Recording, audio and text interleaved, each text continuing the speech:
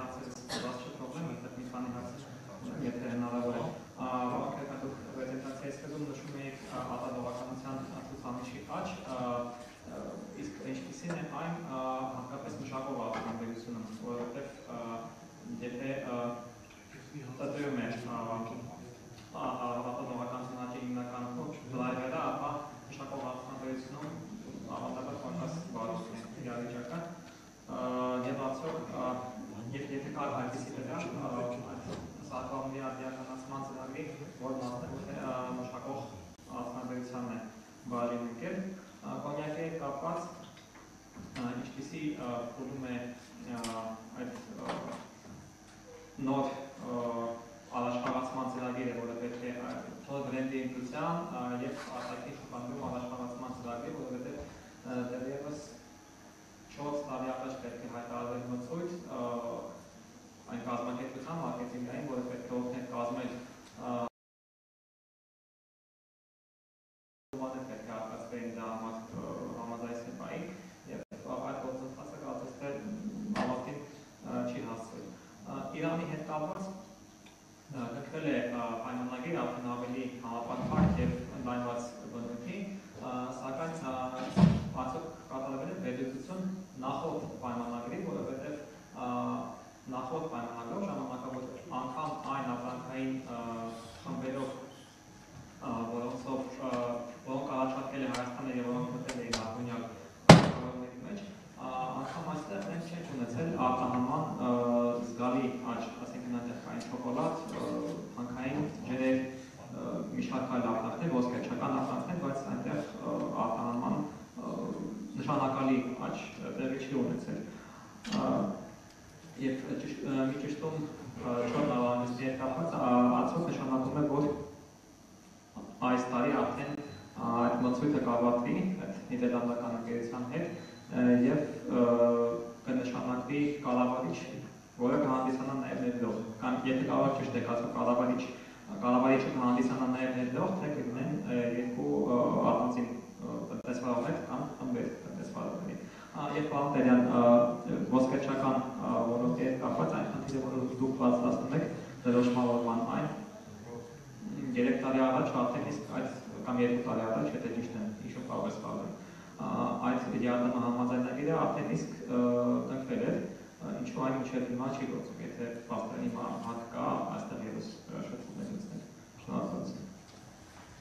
Լավ, ես կպատասխանեմ արտադրողականության եւ մշակող արտադրության բերության հետ կապված հարցին,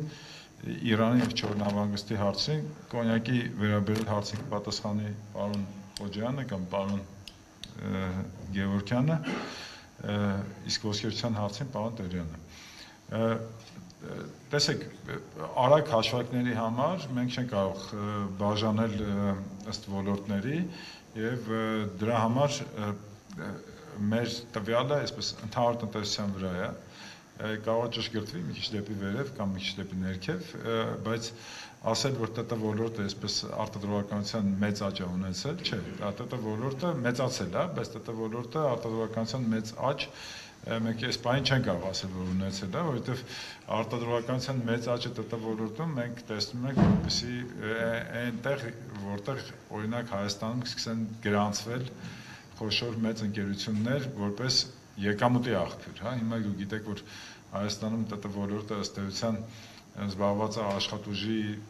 արտահանմամբ եւ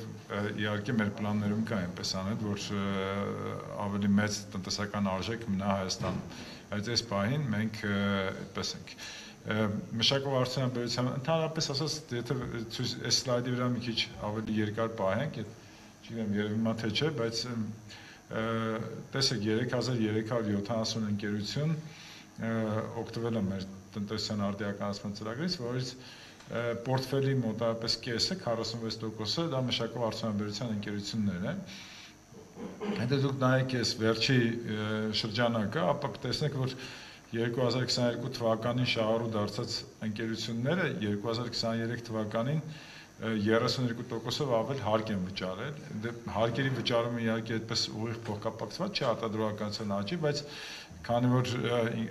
փոխկապակցված է շրջանառության հետ եւ այլն, ապա մենք ենթադրում ենք, որ ավելի խորը գրանուլյար ուսումնասիրությունը ցույց կտա այն, ինչ որ մենք վերին մակարդակում արդեն արձանագրել ենք 32%-ով ավել հարկ են վճարել այն պարագայում, երբ որ միջինը այս ոլորտների այլ ընկերությունները վճարել են ավել 15% հարկ։ Այսինքն այն ընկերությունները, ովքեր օգտվել են մեր ծրագրից, ավելի լավ են իրենց պահել, քան այն մյուս ուղղակիորեն, որ մեր ծրագիրը հաջող է ընթանում։ Հիմա Իրանի հետ կապված հարցին ես լիովին կիսում եմ ձեր մտահոգությունը եւ այո, նախկին պայմանագիրը վերլուծվել է եւ մենք տեսել ենք, այսինքն մենք այս ամբողջ ընթացքում փորձել ենք կիրարկել այդ պայմանագիրը, տեսել ենք իր կիրարկման հետ կապված դժվարությունները արտահանման մասով, բայց գործընթացը ինքը գործընթաց է եւ մենք կարծում ենք, որ կան հնդավ հնարավորություններ, որպեսզի այս նոր կոնյունկտուրայում մենք կարողանանք իսկապես որոշակի ճեղքում իրականացնել, այսպես ասենք արտահանման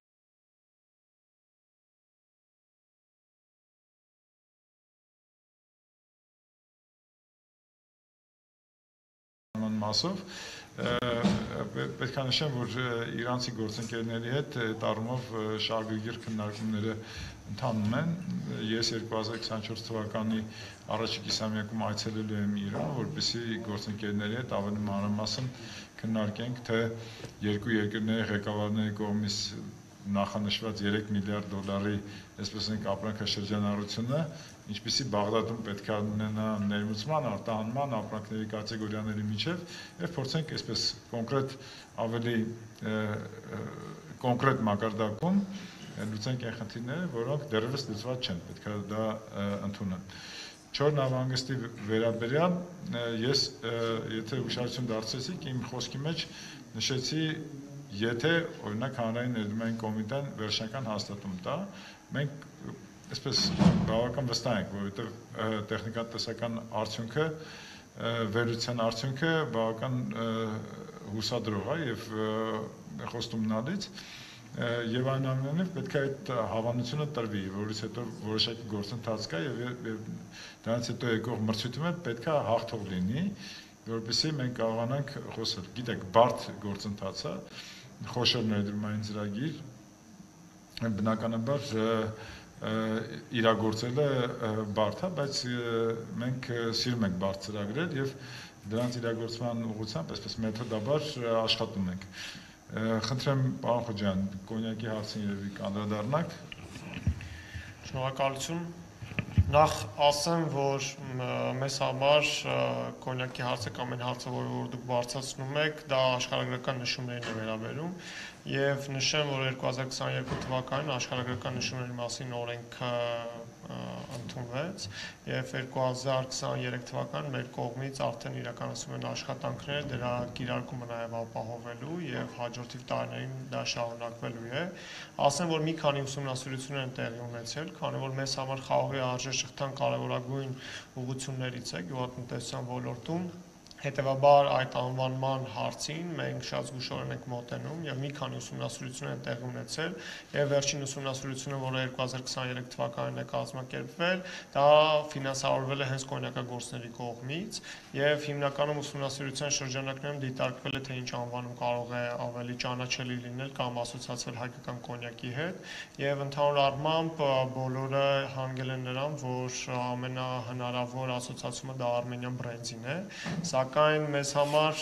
եւ դա տեղեկացել է նաեւ Եվրոպական միության մեր գործընկերներին, սակայն մեզ համար այստեղ մեծ կարեւորություն ունի ոչ թե անվան ընտրությունը, այլև հենց որակի վերահսկման ենթակառուցվածքների հետագծելիության, ճանաչելիության բարձրացումը եւ այս ուղղությամբ են տարվելու մեր աշխատանքները եւ մեր հաղորդակցությունը մեր գործընկերների հետ հենց դրան է ուղղված, որ ինչպես ես պրեզենտացիայի ժամանակ նշեցի, այս տարում եւ հաջորդիվ տարիներին լինելու են, որպեսզի մենք կարողանանք այդ հետագծելիությունը ապահովել մի շարք գործիքներով դրանք ոգելից խաղողի հումքով ոգելից խմիչքների մասին օրենքում փոփոխություններ իրականացնելով դրանք խաղող ռեեստրը ստեղծելով, որակի վերահսկման մեխանիզմներ ստեղծելով, այսինքն մի քանի գործիքներ ենթակառուցվածքները հարստացնելով մենք գնալու ենք նրան, որպեսզի ավելի բարձրացնենք Հայաստանի ճանաչելիությունը, նաև ընդլայնենք կոնյակի սպառման ձևերը։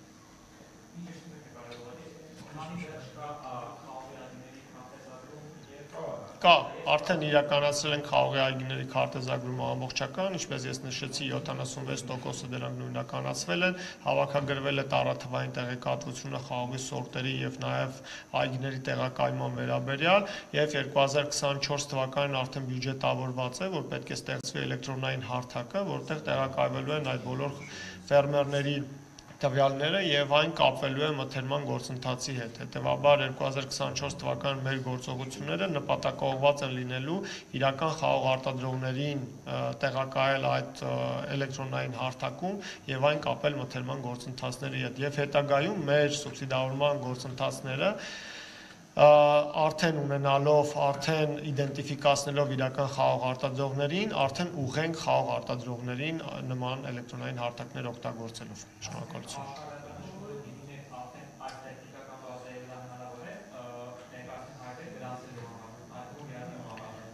Տեխնիկական հայտերը մենք արդեն մշակել ենք հատկորոշիչներ, նաև գինիներին է վերաբերվում, այո, հայտերը կարող են ներկայացվել եւ հնարավորություն է տալիս եւ ասոցիացիաներին, որպեսզի իրենք ներկայացնեն մտավոր սեփականության գործակալությանը եւ նաեւ նախարարությունը կարող է հանդես գալ որպես հատկորոշիչների մշակող եւ ներկայացնող։